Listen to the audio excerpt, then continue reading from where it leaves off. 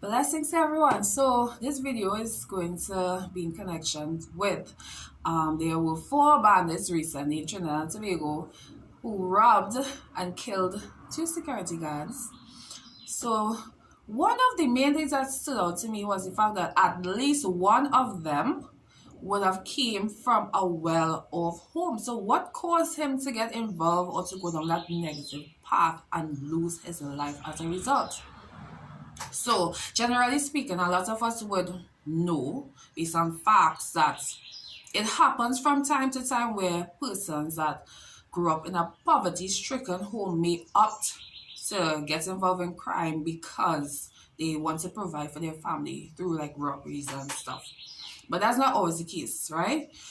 However, this young man, his family had like a business and stuff. So like what really led him or influenced him to go down that road? Now, I do not personally know this young man, so I cannot really say exactly why he did it, right? But what I can do is like use my story from the past and shed some light on what I think may have occurred based on my experience, right? Of course, he would have done different things in comparison to me, but there are definitely going to be some similarities and differences. So the question that I'm going to answer is, why did I get involved in fights, stealing, being offensive, or obscene language I'm speaking about, tax, and there were other things, but these are some of the main ones, in a home where I was given most of the things I needed and sometimes wanted. So in regards to the fighting would have been based on either I am defending myself or others. Most of the fights I got into, or there was one instance for sure where I attacked an individual. Other than that, even though most of this happened while I was in high school, simultaneously, I would have been someone that was considered a high academic performer. So almost every end of term, I would receive awards for passing almost all my subjects and so forth. Right? So basically, I'm getting myself involved in some stuff that I shouldn't have been, like fights, but at the same time, I'm performing good at school, right? Like what's going on there? But my fighting abilities would have came from generational, and this is something I only recognized like a year or two ago after these things happened, like almost a decade plus. That it started from one of my grandparents to one of my no my great grandparent, one of my grandparents, then to one of my parents, and then me. And then it seems like the fight that I would have gotten in to when I look at theirs, it was worse. So it seems like it just keep getting some kind of worse to some extent. But let's move out of there, right? And then on top of that, I do have some family that has bad reputation. Some of them deceased now. And I am aware of these things myself. I know sometimes there are people I have heard that would say, my father used to do this, or my mother or my this used to do that, and they will go down that road. That was not me. I used to look at both sides, and you always see why as I continue, right? So the other part is stealing. Why I used to get involved in stealing? Well, not outside. Thank God it never spread to outside, but at the home. And usually it tends to start at home, and then if that's not cut off, it could go out. And that used to occur because I wanted more than what I was given. So let me go a little bit deeper, right? So basically, I grew up mainly in a extended family home most of my childhood and teenage life. Only for a year or less I was in what you call it, my nuclear family, right? So it would have been in the extended family, my grandmother, my mother, one of my mother's sister, myself, and there were other family on the premises and stuff, right? And because my parents, they used to do whatever they could have done and provide for us, and my grandmother took it upon herself to help us out more because she knew we needed the help financially. And she used to, especially in high school, every end of year and stuff, she used to give us a certain lump sum of money, and we were able to not just buy our books and stuff, but we were able to always get new uniforms. So every year we looking fresh, getting new JanSports, getting, like, I'm telling you, I used to wear some of the biggest or well-known brands because of that, right? Most of them were original, right? So things like Jordan, Adidas shoes, blazers, Clark, Center Stitch, all them kind of thing. So I had some things going for me. And she used to even help giving us additional money to spend daily in school in addition to what our parents was giving. But it was not a whole lot, honestly. Right? It was not a whole lot. And some people say, yeah, you're grateful. But no, to me it wasn't a whole lot. And because I tend to be an individual who loves to eat, I wanted more, and that is what led me to take money from home, right? Of course, when I give my life to God, I will have confessed and clear up myself in such a way about it, right? It was not easy, but yeah. Anyways, so my grandmother was a person, she would give and show you love and stuff, but if you do wrong things and she became aware of it, she would punish you, right? So there was a balance, and she wasn't the only one. My mother too, she would give stuff because she's my mother, and she would also punish you when you deserve the punishment. But all of that didn't even stop me from being obscene. Now, I never learned obscene language at home. That is something I developed while at least in Form 1 or Form 2 in high school. Right? Being around classmates and one of my family members who were obscene. And then eventually I decided to be obscene. I mean, it was a decision, right? I could have keep way far away from them, but I decided to be obscene and stuff. Another thing is taxing. Some of you would be aware of taxing.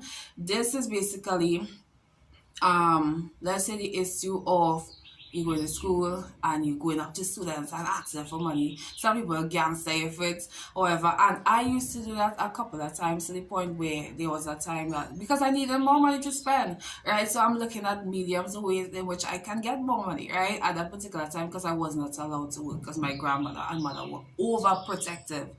But I wanted more money, and there was a time I would have taxed to the point that I got $50-something, right?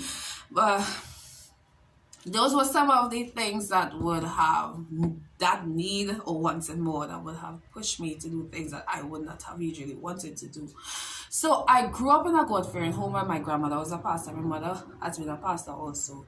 And at the same time, on the same premises, we were in one house, and then there was another house on the premises where one of my cousins, who happens to be my eldest cousin, he's like twice my age. Some people think he's my uncle, but he's not. He's my cousin, my oldest cousin, will have been actively involved in criminal activities before I was born until 5 or 6, 7 years ago.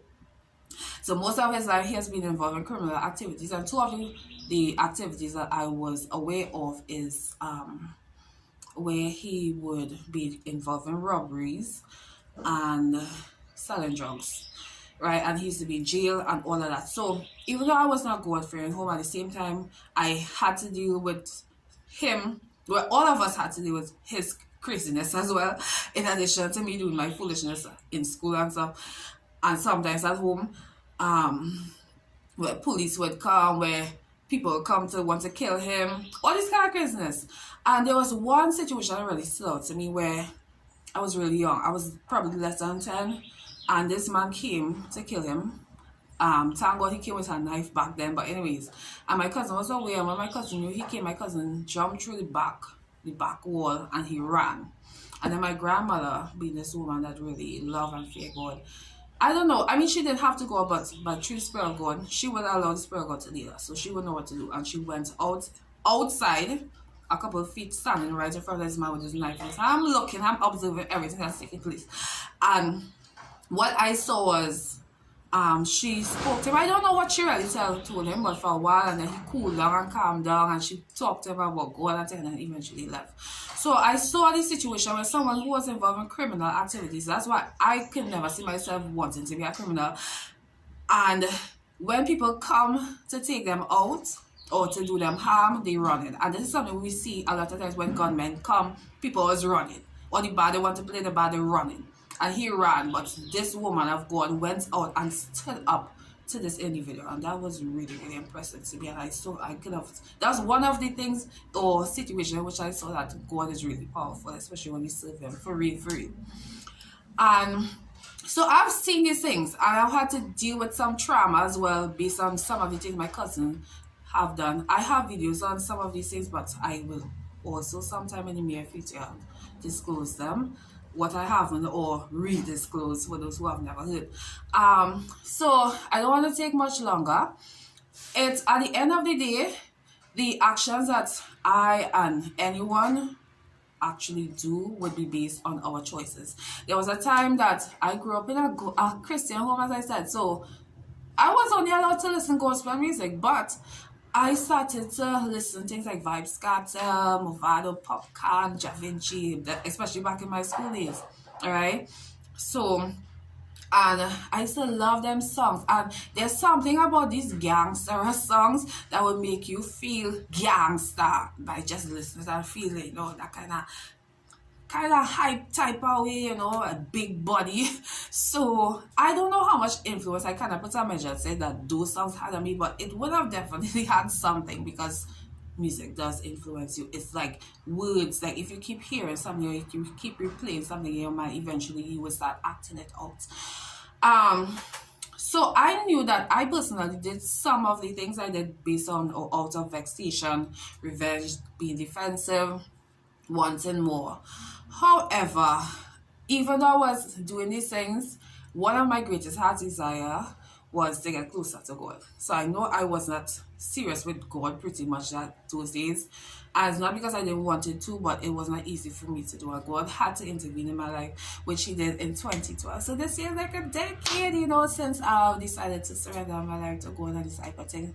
But 2012 would have been a dread year for me because there were more than one occasions, at least 3, in which I could have lost my life. So God is good. And thank God that God came and rescued me before I would have gone, let's say, graduated fully from high school. So I don't continue in those behaviors I would have just briefly discussed into the outer world, because I could have ended up being a dead person or even in jail, right? So at the end of the day, yes, some parents just do their best and try not to spoil children, but have some balance. You give them, but at the same time, if they need to be punished, punish them. But at the end of the day, the option and the choice of the individual is theirs, right? They have their own heart's desires and so forth, or they may see things. Some people prefer to do evil than to do good. That is just it. And there was a point that I used to love the evil more than the good. So we could just continue doing what we have to do, and also those of us who know to pray and stuff, we can do those things. But always at the end of the day, the choice is always up to the individual. So I hope that this was some type of enlightenment to someone, and you all be blessed and take care.